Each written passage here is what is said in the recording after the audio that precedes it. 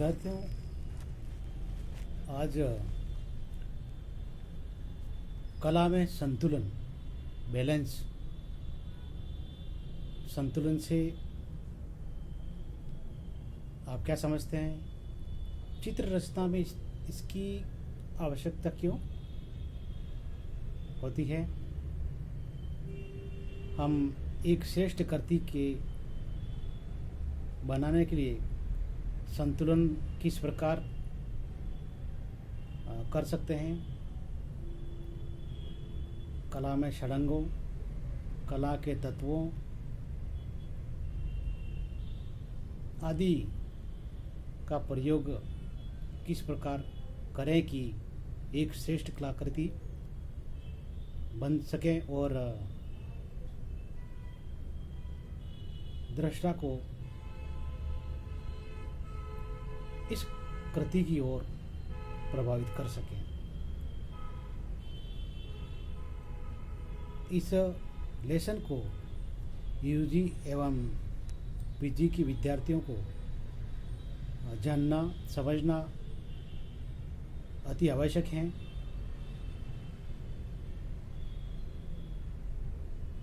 संतुलन कलाकृति एवं कलाकार के जीवन का अभिन्न अंग है, जिससे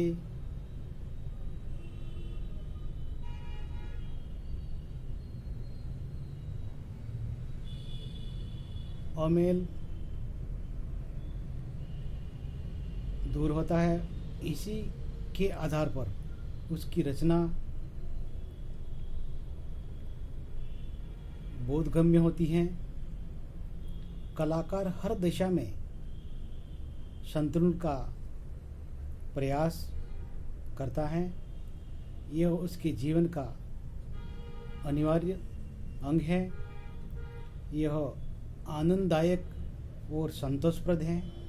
जिस प्रकार शारीरिक संतुलन अनिवार्य है, उसी प्रकार कलात्मक संतुलन भी आवश्यक होता है। यह मनुष्य और कला की आरंभिक आवश्यकता है।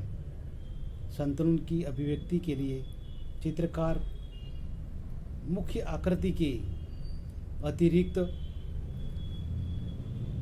अन्य आकृतियों को भी इस प्रकार व्यवस्थित करता है कि चित्र से संतुलन भंग न हो, चित्र में संतुलन भंग न हो। यदि चित्र में बैलेंस नहीं होगा तो वह आकर्षक नहीं होगा, प्रभावहीन होगा। संतुलन से ही कलाकृति का गौरव बढ़ाया जा सकता है। संतुलन की परिभाषा। संतुलन के अनुसार चित्रण के सभी तत्व इस प्रकार व्यवस्थित हों कि उनका भार समस्त चित्रतल पर समुचित रूप से वितरित रहे। इसे संतुलन कहा जाता है। चित्रभूमि पर चाक्षुष भार यानी विजुअल वेट सर्वत्र समान रूप से वितरित रहें। यही कलाकार की कोशिश रहती है। भार को किसी एक ही स्थान पर केंद्रीकृत या एकीकृत न होने देना ही संतुलन का हमेशा मुख्य लक्ष्य रहता है, संतुलन का मुख्य उद्देश्य है। संतुलन का स्वरूप। संतुलन का स्वरूप उस तुला के समान है जिसमें केंद्र से बराबर की दूरी पर समान भार स्थित हों। संतुलन के साथ यह दर्शक का दृष्टिगत भार जुड़ा हुआ है।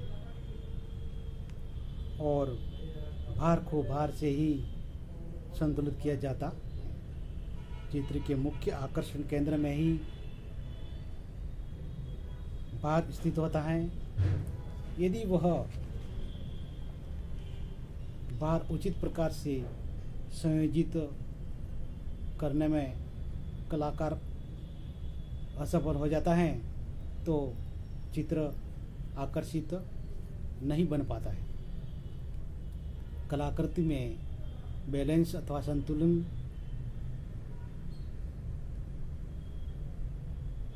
दृष्टिगत भार की व्यवस्था को दो भागों में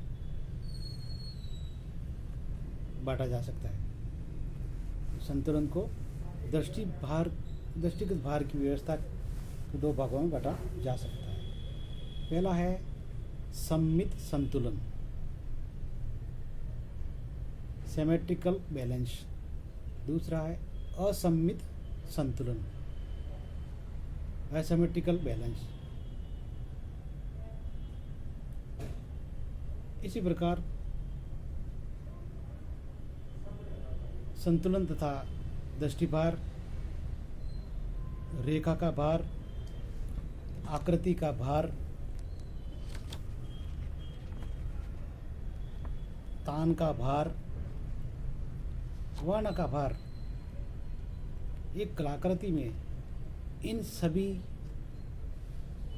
तत्वों का वेट परस्पर समान रूप से कृति में होना चाहिए, बैलेंस के अनुसार। तभी हमारी कृति आकर्षक बन पाएगी। कला रचना में एक कुशल चित्रकार विभिन्न वर्णों आदि का प्रयोग करता है, परंतु रचना में प्रयुक्त विविध वर्ण अनेक मान, रंगत, सघनता, शीतल व उष्ण प्रभावों का ध्यान में रख कर ही संतुलन स्थापित करता है। उष्ण रंगों में आकर्षण शक्ति अधिक होने के कारण चित्रतल पर उनका भार अधिक दिखाई देता है और शीतल वर्ण कम भार वाले होते हैं। अतः वर्ण संतुलन के लिए बड़े आकार वाले क्षेत्रों में शीतल वर्ण व छोटे आकार वाले क्षेत्रों में उष्ण रंगों का प्रयोग करने से रचना में वर्ण संतुलन आकर्षक बन जाता है। चित्र संयोजन में वर्ण संतुलन का अपना विशेष महत्व है और सुनियोजित वर्ण प्रयोग ही संतुलन का सूत्र है। इसी प्रकार एक समान रंग अधिक देर तक देखते रहने से दर्शक को थकान सा अनुभव होने लगता है। अतः इस समस्या का हल पूरक रंग का प्रयोग करके बैलेंस किया जा सकता है। विद्यार्थियों, बैलेंस इस संतुलन के टॉपिक पर हम यहीं तक चर्चा करते हैं।